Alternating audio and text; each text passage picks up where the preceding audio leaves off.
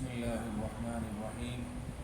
اسلامی تاریخ 11 جمادی الثانی، غزوہ موتا۔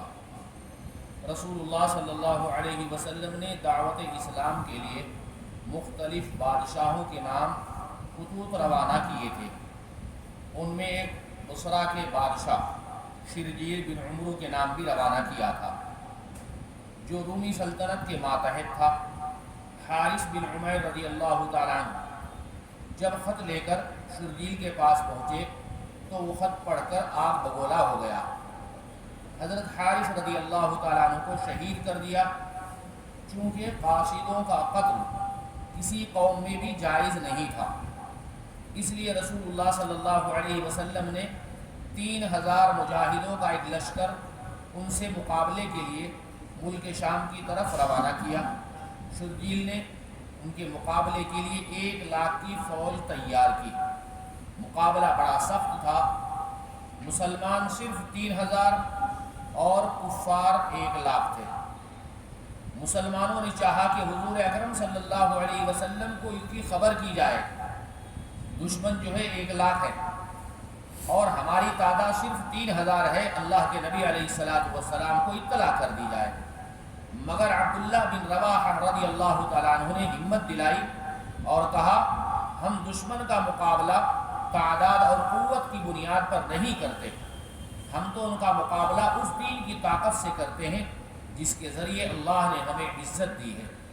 آگے بڑھو، 2 کامیابیوں میں سے ایک تمہیں ضرور ملے گی، فتح یا شہادت۔ اس کے بعد مسلمان آگے بڑھے اور اللہ نے انہیں فتح نصیب فرمائی۔ صحابہ کرام رضوان اللہ تعالی علیہ مجمعین کی یہ تاریخ ایمان کو تازہ کرتی ہے۔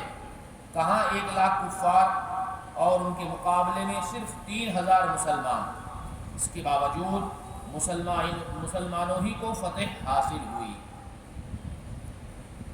اللہ کی قدرت، پلکوں میں اللہ کی حکمت۔ آنکھوں کی حفاظت کے لیے اللہ تعالیٰ نے پلکوں کی شکل میں بہترین 2 نازک پردے بنائے۔ آنکھوں کی حفاظت کے علاوہ یہ پلکیں چہرے کے حسن و زینت میں اضافہ کرتی ہیں، اس لیے اس کے بالوں کو ایک اندازے پر رکھا، نہ زیادہ بڑا کہ آنکھوں کو تکلیف ہو اور نہ زیادہ چھوٹا کہ آنکھوں کے لیے نقصان دہ ہو۔ پھر اللہ تعالیٰ نے آنسو کو نمکین بنایا تاکہ آنکھوں کا میل کچیل صاف ہو جائے۔ پلکوں کے دونوں کناروں کو مائل اور جھکا ہوا بنایا تاکہ آنسوؤں کے ذریعے میل کچیل آنکھوں کے کناروں سے بہہ کر باہر جا سکے۔ پھر اس میں حرکت کی قدرت رکھی کہ کوئی بھی معمولی چیز یا گرد و غبار آنکھ کی طرف آتی ہے تو آنکھوں کو خطرے سے آگاہ کر کے پوری حفاظت کرتی ہے۔ دھول آتی ہے تو ہم آنکھیں بند کر لیتے ہیں، گویا آنکھوں کی حفاظت کے لیے اس پر 2 بہترین پردے لگا دیے ہیں جو ضرورت کے وقت کھل جاتے ہیں اور ضرورت نہ ہو تو بند ہو کر حفاظت کرتے ہیں۔ ایک فرض کے بارے میں، جمعہ کے لیے خطبہ دینا۔ رسول اللہ صلی اللہ علیہ وسلم جمعہ کے روز کھڑے ہو کر خطبہ دیتے تھے، اس کے بعد بیٹھ جاتے، پھر دوسرے خطبے کے لیے کھڑے ہوتے تھے۔ جمعہ کے روز جمعہ کی نماز سے پہلے خطبہ دینا ضروری ہے۔ ایک سنت کے بارے میں، سجدے میں جانے اور اٹھنے کا طریقہ۔ حضرت وائل حجر رضی اللہ تعالیٰ عنہ بیان کرتے ہیں کہ رسول اللہ صلی اللہ علیہ وسلم جب سجدے میں جاتے تو دونوں گھٹنے ہاتھوں سے پہلے رکھتے اور جب اٹھتے تو دونوں ہاتھوں کو گھٹنوں سے پہلے اٹھاتے۔ ایک اہم عمل کی فضیلت، لوگوں سے حسن سلوک کرنا۔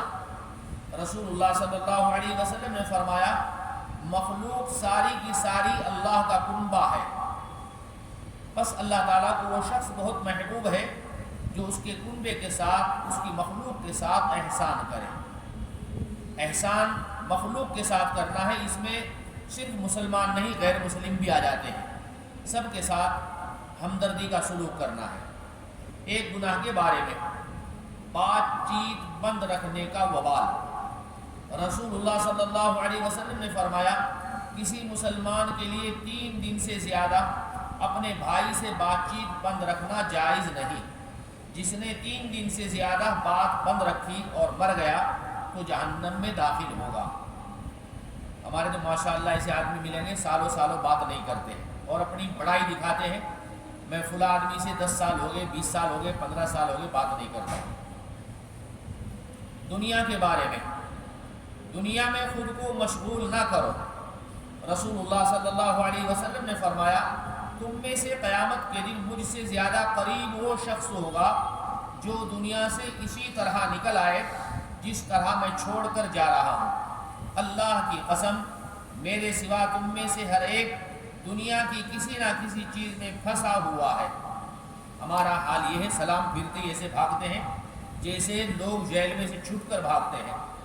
دعا کہاں مانگیں گے، اللہ کی طرف متوجہ کہاں ہوں گے، یہ ہمارا حال ہے۔ اللہ رحم فرمائے۔ آخرت کے بارے میں، جنت کا کلائمیٹ، موسم، قرآن میں اللہ تعالیٰ فرماتے ہیں ان اہل ایمان کو صبر کے بدلے میں جنت اور ریشمی لباس عطا کیا جائے گا۔ ان کی یہ حالت ہوگی کہ جنت میں مسہریوں پر تکیے لگائے بیٹھے ہوں گے، وہاں نہ ان کو گرمی کا احساس ہوگا اور نہ سردی محسوس کریں گے، بلکہ درمیانی موسم ہوگا۔ طب نبوی سے علاج، نظر لگ جانے سے حفاظت۔ رسول اللہ صلی اللہ علیہ وسلم نے فرمایا، جس شخص نے کوئی ایسی چیز دیکھی جو اسے پسند آ گئی، پھر اس نے ماشاء اللہ لا قوت الا باللہ کہہ لیا، تو اس کی نظر سے کوئی نقصان نہیں پہنچے گا۔ ماشاء اللہ لا قوت الا باللہ، یہ سورہ کہف کے اندر بھی ہے جس کو ہم پڑھتے ہیں۔ اللہ تعالیٰ عمل کی توفیق عطا فرمائے۔ سبحان اللہ وبحمدہ، سبحانک اللہم وبحمدک، ونشہد ان لا الہ الا انت، نستغفرک ونتوب الیک۔ سبحان ربک